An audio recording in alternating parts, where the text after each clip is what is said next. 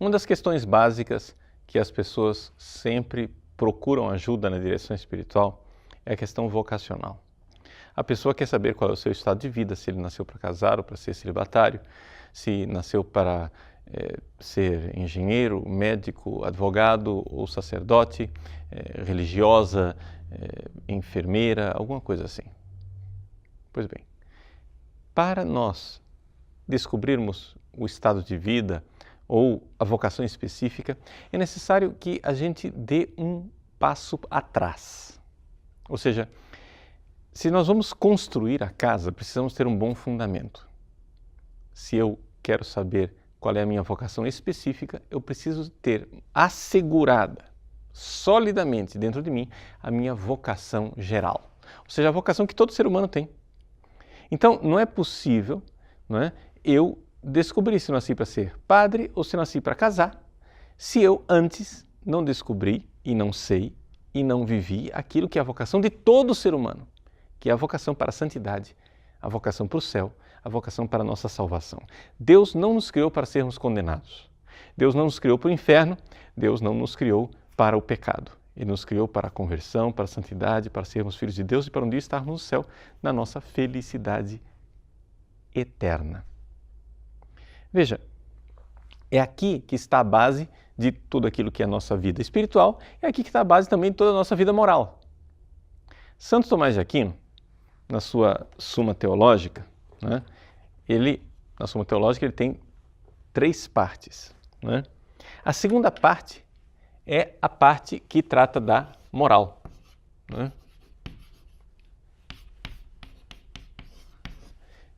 Então, esta parte moral, que vai falar do conhecimento humano, tem 2 seções. A primeira seção, que é chamada de prima secunde, a primeira seção da segunda parte trata daquilo que é a moralidade em geral, digamos assim, o arcabouço. E a primeiríssima questão que Santo Tomás de Aquino nos propõe é a questão do fim último do homem. Então, nas questões de 1 até 5, ele fala do fim último do homem, da bem-aventurança, ou seja, daquilo que é a felicidade. Todo mundo quer ser feliz. Se você quer descobrir a sua vocação é porque você quer ser feliz, não é isso? Mas para você descobrir a sua vocação, a sua felicidade, você precisa ter bem claro qual é o seu fim último, qual é a sua finalidade. Até aqui parece bastante teórico. Vamos ser mais práticos. Veja, você precisa responder a seguinte pergunta: quem sou eu? Para você responder a isso, você pode responder de várias formas, Mas a melhor forma de você responder é você explicar claramente qual é a sua finalidade. Por quê? Porque não adianta você se perder em outros tipos de detalhes, sei lá, eu tenho aqui os meus óculos. Qual é a finalidade disso aqui? Você pode descrever o material. Ah, não, isso aqui é feito de metal, de cristal, tem plástico, etc. Isso e aquilo. Você pode descrever a forma, que é um pouco retangular, isso e aquilo. Mas nada disso vai te dizer o que são os óculos. Eu posso ver o fabricante aqui, sei lá, quem que fabricou. Ou seja, a causa material, a causa formal, a causa eficiente, nada disso define adequadamente esse objeto aqui, a não ser que eu diga qual é a finalidade. Se um índio ou um aborígene, ou se, então um homem das cavernas que nunca viu esse objeto, encontrar ele jogado, ele não vai saber qual é a finalidade desse negócio. Não vai saber o que é, porque não sabe para que serve. Uma vez que você sabe para que serve, então você sabe o que é aquele objeto. Então, os óculos são um instrumento para corrigir no caso aqui, um defeito, né, na minha visão. Muito bem. Finalidade. O que é que você veio fazer nesse mundo? Não é? Em palavras pobres, o que é que, uma vez alcançado, vai te dar felicidade? Onde está a felicidade humana?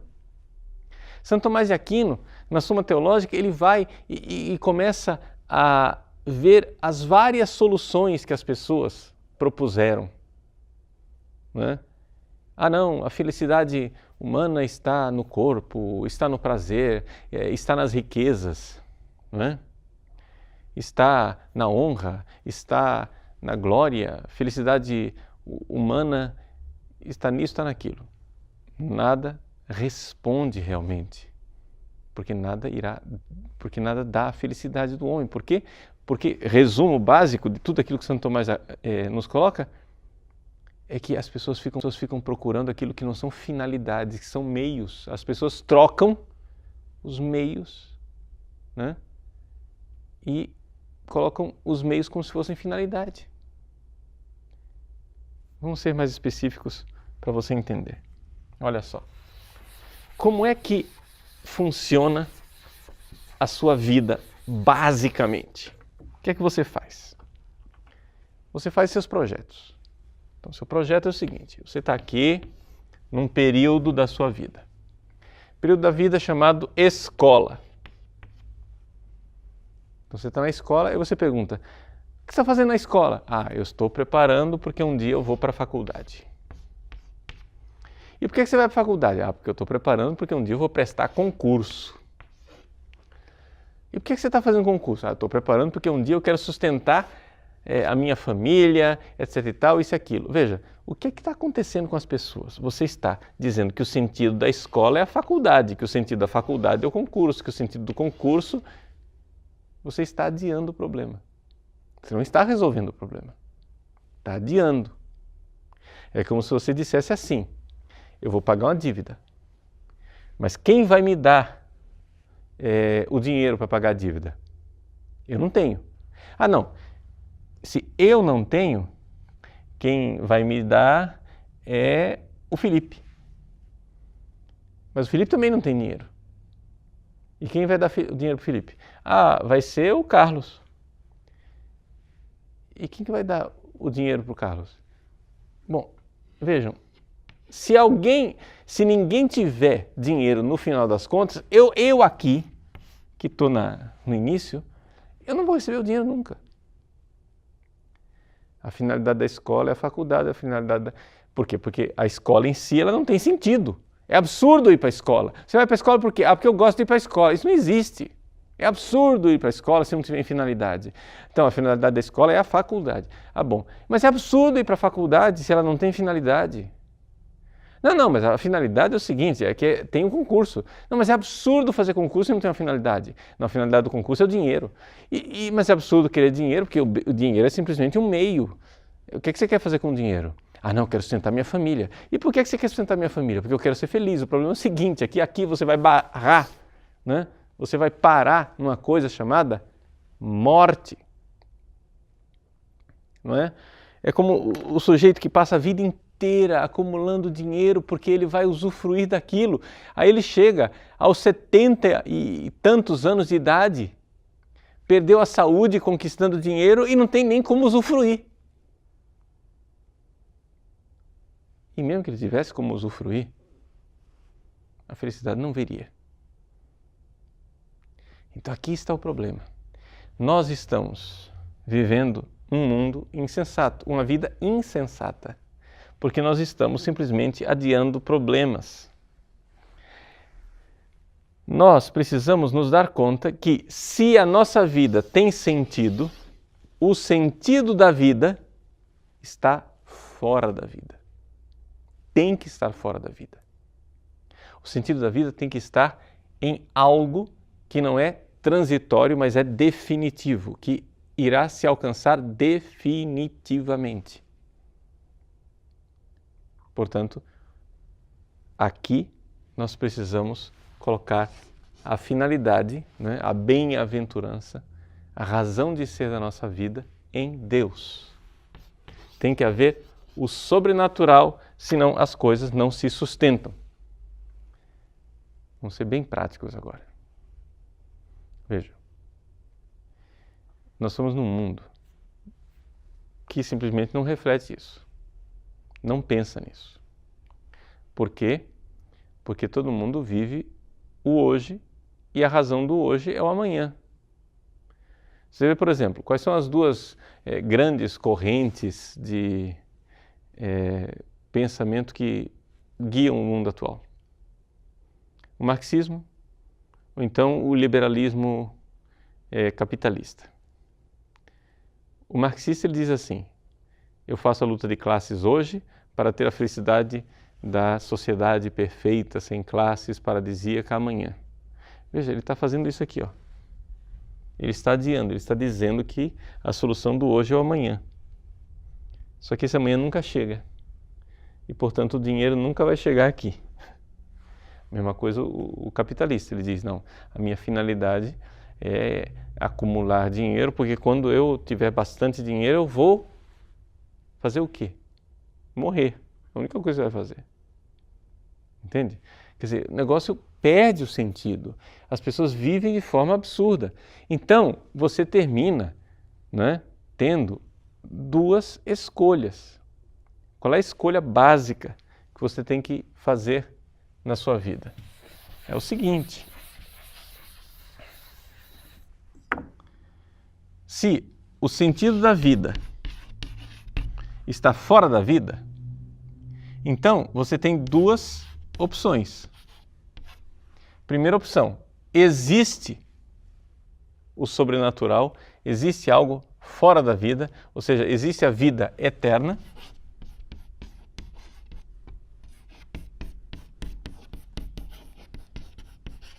Ou então, não existe a vida eterna, só existe o nada depois.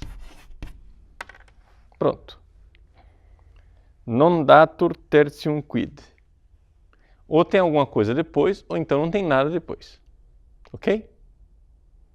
Acho que não tem uma outra opção. Tá bom.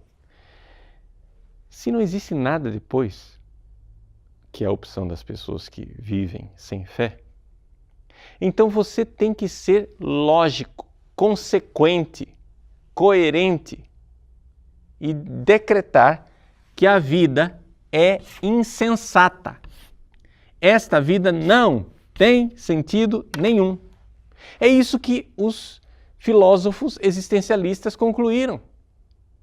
Quando em 1942, Jean-Paul Sartre fez a sua famosa conferência, né, respondendo a pergunta, o que é o existencialismo? Ele disse assim: o que é o existencialismo? É uma filosofia que quer tirar as últimas consequências de um fato.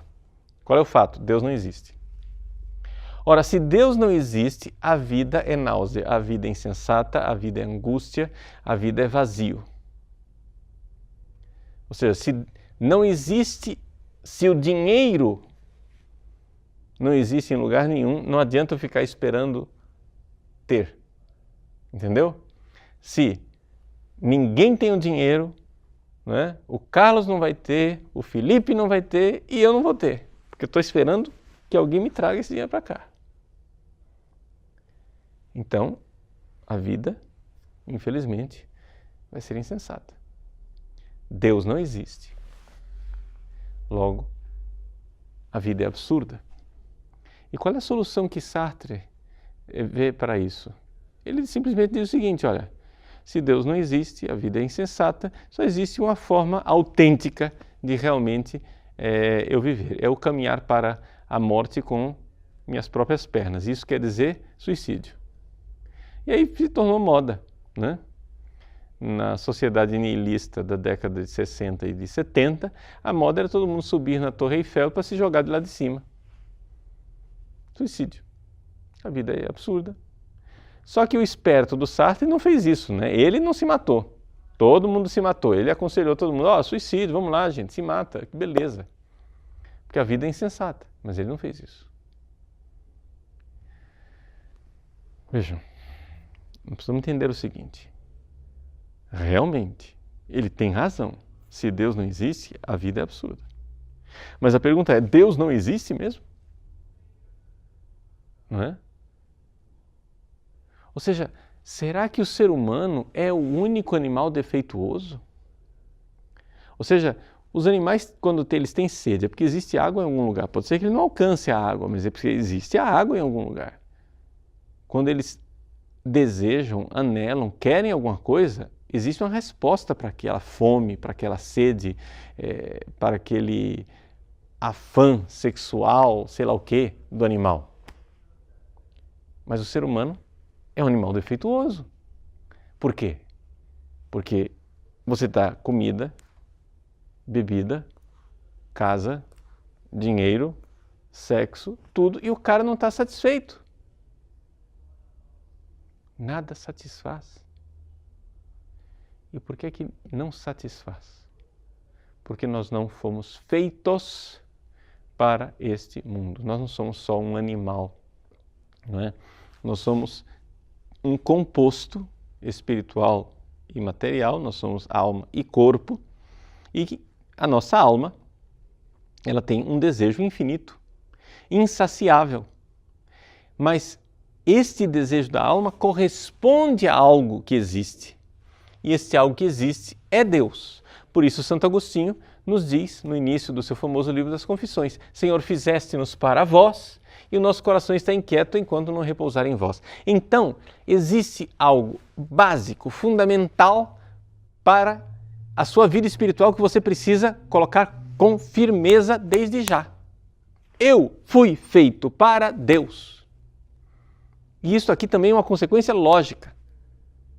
Veja, se existe Deus,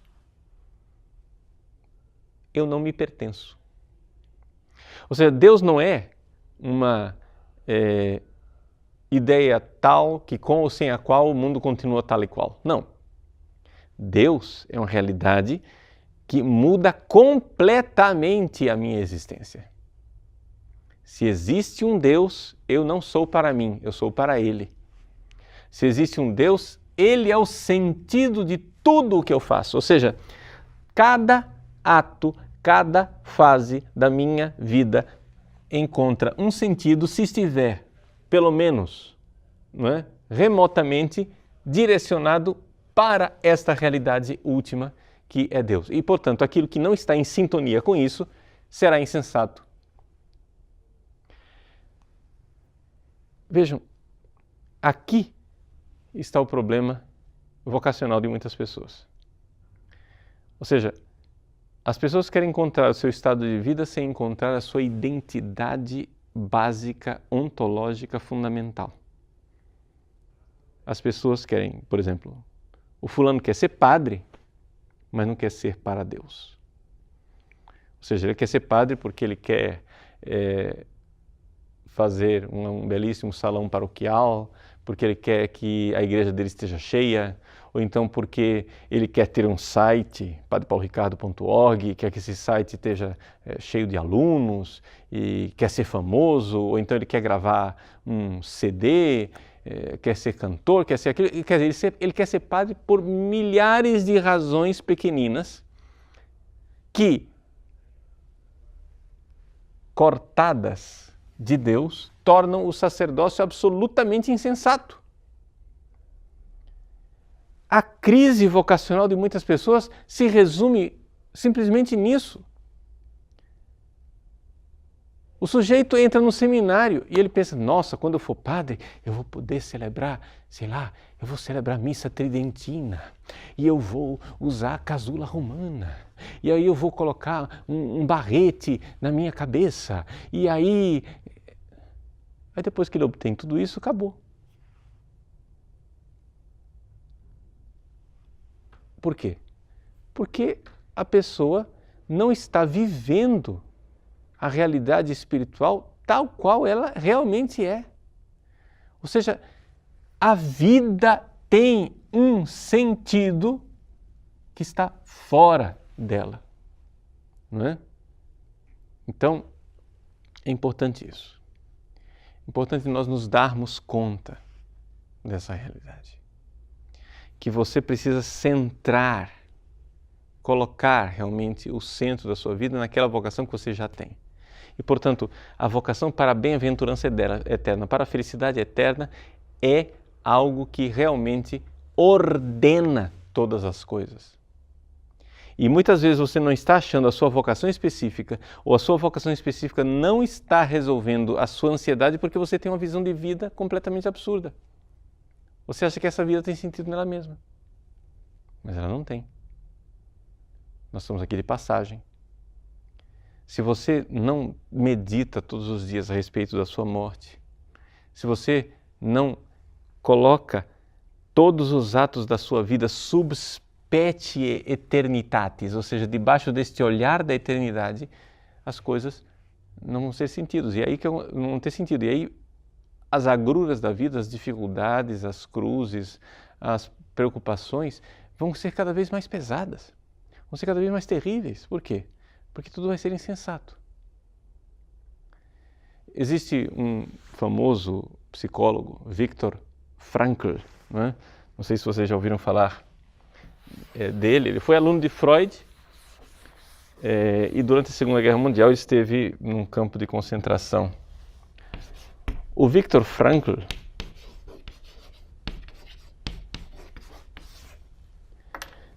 ele pesquisou um pouco e estudou esses autores, filósofos, existencialistas, um pouco nihilistas, voluntaristas, e ele viu certas coisas, por exemplo, em Nietzsche, que é um ateu, mas que era um homem que conseguia observar bem o ser humano. E uma das frases que o Viktor Frankl sempre cita é o seguinte, que o homem suporta qualquer como, desde que ele tenha um porquê. Não interessa como você está vivendo, assim, no sentido de a sua vida pode ser mais prazerosa ou menos prazerosa, mais sucedida ou menos bem sucedida. Mas se você tem um porquê, se você tem clara a finalidade daquilo que você está fazendo, então as coisas ficam bem mais leves. Isso é uma observação de um ateu. Viktor Frankl, na sua psicologia, vê que o porquê e a finalidade da vida é geradora de saúde. E ao chegar a essa conclusão, nós vemos aí que ateus podem contribuir, um psicólogo judeu pode enxergar, e na verdade estão somente dizendo aquilo que a própria Suma Teológica e a sabedoria antiga, já desde Aristóteles, né, já havia encontrado. A finalidade última não pode estar aqui. Se você quer a sua vocação, se você quer encontrar o seu estado de vida, encontre antes solidamente a sua identidade baseada na sua finalidade última. Você foi feito para Deus e a sua razão de ser e de viver aqui nessa terra tem que estar centrada nessa finalidade.